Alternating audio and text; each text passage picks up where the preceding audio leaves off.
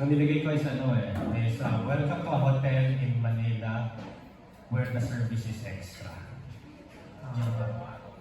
Where the service is extra. So, the rest is, you leave it to the imagination na lang.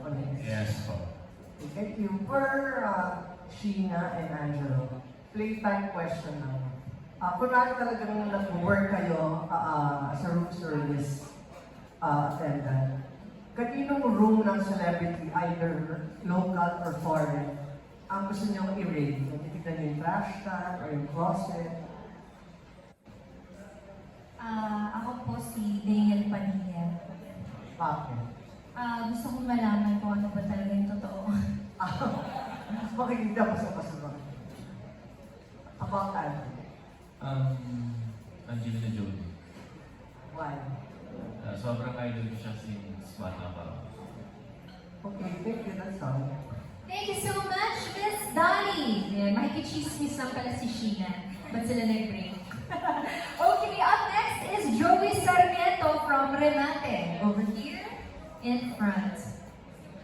Hello, good afternoon sa cast. First question po kay Direk Bob. Direk Bobby, yung konsepto ng istorya ng home service. Gusto ko lang malaman kung saan mo nakuha yung peg nito. Is it sa real life, sa mga kwento sa'yo, sa personal experience, or... Actually po, given na po sa akin itong script na-develop na po ito ng Viva. So, nung in-offer po sa akin, nabasa ko yung kwento, ano na po ito? Para